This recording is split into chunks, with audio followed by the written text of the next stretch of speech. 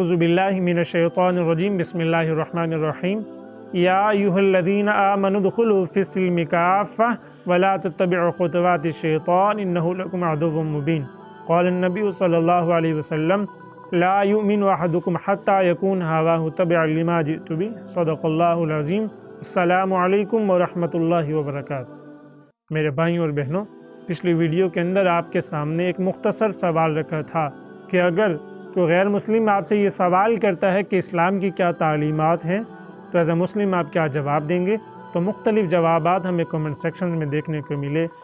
आज हम इस वीडियो के अंदर ये समझने की कोशिश करेंगे कि क्या ऐसा तो नहीं कि जिन तालीमात को हम वे ऑफ लाइफ कह रहे हैं, जिन तालीमात को हम मुकम्मल ज़ाब्ता हयात कह रहे हैं, जिन तालीमात को हम कोड ऑफ लाइफ कह रहे हैं, उनका ताल्लुक़ तो सिर्फ इंसान की इनफरादी ज़िंदगी के साथ, जबकि हमने ये समझा था कि हमारा मज़हब इस्लाम नहीं है, हमारा दीन इस्लाम है, क्योंकि मज़हब का ताल्लुक़ सिर्फ इंसान की इनफरादी ज़िंदगी के साथ है, जबकि दीन इस्लाम हमारी इनफरादी ज़िंदगी के मुतालिक भी रहनुमाई करता है और इज्तिमाई ज़िंदगी के मुतालिक भी रहनुमाई करता है। और मज़ीद हमने ये समझा था कि जब भी इनफरादी ज़िंदगी के मुतालिक बहस की जाएगी तो 3 गोशों को ज़ेर बहस लाया जाएगा। तो वो क्या थे? पहला अक़ाइद, जिन्हें ईमानियात भी कहा जा सकता है। दूसरा इबादात हैं। तीसरी रसूमात। अब हम ये समझने की कोशिश करेंगे कि जिन तालीमात को दीन इस्लाम कह रहे थे, क्या ऐसा तो नहीं उनका ताल्लुक़ तो सिर्फ इन 3 गोशों के साथ। तो हम इनको वन बाय वन समझने की कोशिश करेंगे। देखिए, सबसे पहले हम अक़ाइद पे नज़र दौड़ाते हैं, अक़ाइद को समझने की कोशिश करते हैं। और पहले मैंने जिस तरह बताया कि अक़ाइद भी कह सकते हैं, ईमानियात भी कह सकते हैं। अगर दुनिया के अंदर कोई खुदा की ज़ात को वहदहू ला शरीक मान रहा है या 360 बुतों को खुदा का मददगार समझकर पूज रहा है, इसी तरह अगर कोई खुदा का इनकारी है, मेरे भाई और बहनों, ये उसका और अल्लाह रब्बुल इज़्ज़त का मुआमला है। ये अगले जहान अल्लाह रब्बुल इज़्ज़त को जवाब दिया जाएगा। मिसाल के तौर पर एक मुसलमान किन चीज़ों पर ईमान लाता है? ला इलाहा इल्लल्लाह मुहम्मदुर रसूलुल्लाह, कि मैं ईमान लाता हूँ अल्लाह के सिवा कोई माबूद नहीं, हज़रत मुहम्मद सल्लल्लाहु अलैहि वसल्लम अल्लाह के आखिरी रसूल हैं। इस कलमा तय्यबा पढ़ने के बाद मज़ीद हम कुछ चीज़ों पर ईमान लाए जिसका ज़िक्र सिर्फ ईमान मुफ़स्सिल में तफसील से हो कि आमनतु बिल्लाहि व मलाइकती व कुतुबी व रसूली वल यौमिल आखिरी वल क़द्रि खैरिही व शर्रिही मिनल्लाहि तआला वल बाअस बअदल मौत, कि मैं इन तमाम चीज़ों पर ईमान लाता हूँ। कौन सी हैं? अल्लाह पर, किताबों पर, रसूलों पर, आखिरत पर, अच्छी और बुरी तकदीर पर, और मौत के बाद अल्लाह रब्बुल इज़्ज़त की तरफ वापस लौट जाने पर। चूँकि हम मुसलमान थे, हमारा इन चीज़ों पर ईमान है। इसी तरह अगर कोई भी गैर मुस्लिम है, वो भी कुछ अक़ाइद रखता है। हमें ये बात समझना थी। देखिए, अगर मैं मुसलमान खुदा की ज़ात को वहदहू ला शरीक मान रहा हूँ, या कोई एथिस्ट खुदा का इनकार कर रहा है, या हिंदू 360 बुतों को खुदा का मददगार समझकर उनकी पूजा कर रहा है, इसका ताल्लुक़ सिर्फ हमारी ज़ात से है। आपसे मुल्की सतह पर कोई पूछगछ नहीं करेगा कि आप खुदा की ज़ात को वाहिद क्यों तस्लीम कर रहे हैं, आप खुदा की ज़ात का इनकार क्यों कर रहे हैं। इसी तरह जब हम इबादात पर नज़र दौड़ाते हैं तो हमें यह वाज़ेह होता है एज़ अ मुस्लिम हमारी क्या इबादात हैं कि 5 वक्त दिन में हम नमाज़ पढ़ेंगे, इस्लामिक महीने के मुताबिक रमज़ान शरीफ के रोज़े रखेंगे, साल में ज़कात देंगे, और जो माली इस्तिताअत रखता है वो हज करेगा। ये हमारी इबादात हैं। आप नमाज मस्जिद में पढ़ते हैं। आप गैर मुस्लिम की मिसाल ले लें। देखिए, अगर ईसाई है तो वो भी इबादात करते हैं।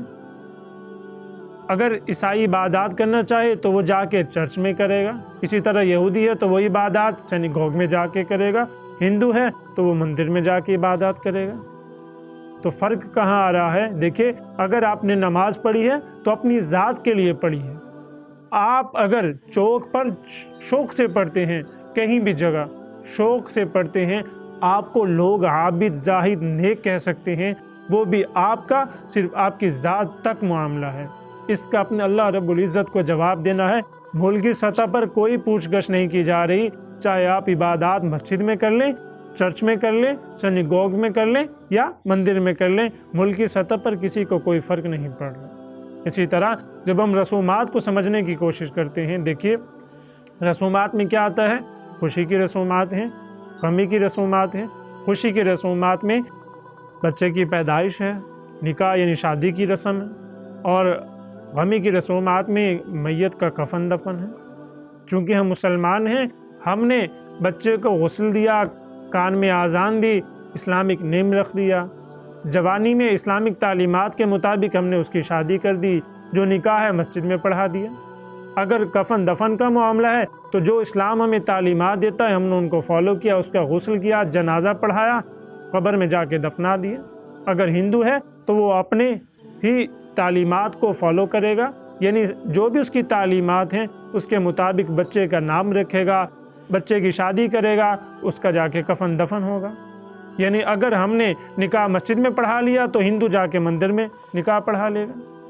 اسی طرح اگر ہم نے اسلام کی تعلیمات کے مطابق مردے کو دفنا دیا ہے، ہندو جلا دیتا ہے، اور ایک مذہب میں تو میت کو چھت کے اوپر رکھ دیا جاتا ہے تاکہ کوے اور چیلیں نوچ لیں۔ میرے بھائیوں اور بہنوں، خواہ وہ مسلمان جا کے میت کو دفنا دے یا ہندو مردے کو جلا دے، یا اس مذہب کے لوگ میت کو کووں اور چیلوں کے کھانے کے لیے چھت پہ رکھ دیں، اس کا بھی معاملہ صرف ہماری ذات تک ہے۔ ملکی سطح پر کسی کو کوئی فرق نہیں پڑے گا کہ آپ مردے کو جلاتے ہیں، دفناتے ہیں، یا چھت کے اوپر کوے اور چیلوں کے لیے رکھتے ہیں، ملکی سطح پر کسی کو کوئی فرق نہیں پڑ رہا۔ تو بات اگر سمپ کی جائے تو ہمیں یہ سمجھ آتی ہے کہ چند چیزوں پہ عقائد یعنی ایمان رکھ لینا اور عبادات کرنا اور رسومات ادا کرنا کافی نہیں ہے۔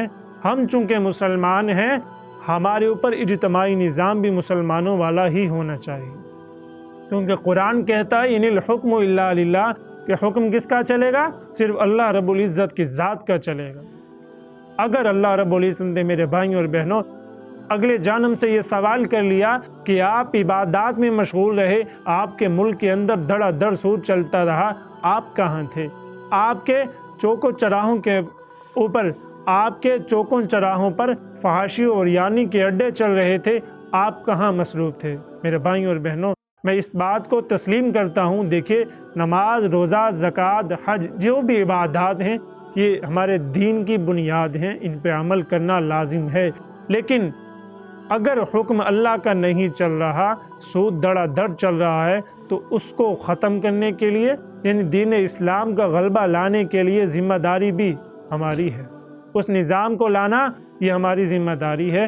اگر وہ نظام ہمارا نہیں ہے تو اس غلبہ دین کے لیے جدوجہد کرنا ہمارا فرض ہے۔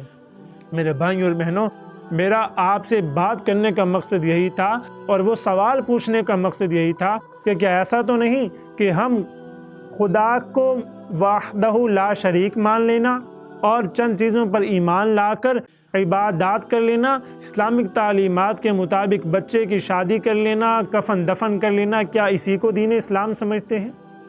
ان تینوں چیزوں کو سمجھنے کے بعد ہمارے سامنے یہ واضح ہو گیا کہ یہ تو صرف اور صرف دین اسلام نہیں، یہ صرف اور صرف انسان کی انفرادی زندگی کے متعلق بحث کرتے ہیں۔ ہمیں وہ نظام چاہیے جو ہماری اجتماعی زندگی کے متعلق بھی رہنمائی کرے۔ تو میرے بھائیوں، آپ لوگوں سے گزارش یہ ہے کہ اس کو ذمہ داری سمجھیں۔ دیکھیے ہمارا اپنا سیاسی نظام بھی ہے، معاشی نظام بھی ہے، معاشرتی نظام بھی ہے۔ افسوس کی بات ہے نہ آج ہمارا اپنا سیاسی نظام ہے، نہ معاشی نظام ہے، نہ معاشرتی نظام ہے۔ سیاست کا نظام غیروں سے لیا گیا ہے، معاشرتی آپ جو بھی فیملیز لا دیکھ لیں، آج ہم نے غیروں کے نظاموں سے واخذ کیا ہوا۔ معاشی نظام مسلمانوں کا نہیں چل رہا۔ اگر مسلمانوں کا چل رہا ہوتا تو یہ غریب و امیر میں دن بدن اتنا فرق نہ پڑ رہا ہوتا۔ میرے بھائیوں، خدا کا واسطہ ہے، اس کو اپنی ذمہ داری سمجھیے۔ یہ نہ ہو کہ ہم عبادات میں مشغول رہیں، ہم ان چیزوں پر ایمان رکھ لینے میں ہی کامیابی سمجھیں کہ ہم نے ان چیزوں پر ایمان رکھ لیا، ایک نہ ایک دن تو ہم جنت میں ضرور چلے جائیں گے۔ یہ ہماری ذمہ داری ہے۔ میرے بھائیوں اور بہنوں، خدا کا واسطہ ہے، شعوری طور پر مسلمان ہو جائیے۔ آپ لوگوں سے یہی گزارش ہے، اور اگلی ویڈیوز کے اندر ہم یہ سمجھنے کی کوشش کریں گے کہ اگر اسلام کا سیاسی نظام ہے تو وہ کیا ہے، وہ کیسے ہے، کیا وجہ تھی کہ نبی کریم صلی اللہ علیہ وسلم نے صرف 23 سال کے عرصے میں 23 سال کے دورانیے میں انقلاب برپا کر کے دکھا دیا، کہا آؤ دیکھو یہ ہے نظام مصطفیٰ، ایسے گزارتے ہیں زندگی۔ وہ کیسے نظام آئے گا، ہم یہ سمجھنے کی کوشش کریں گے کہ وہ معاشرتی نظام کیسے آیا تھا اور اسے کیسے لایا جا سکتا ہے، معاشی نظام مسلمانوں کا کیا ہے اور اسے کیسے لایا جا سکتا ہے۔ وما علینا الا البلاغ المبین۔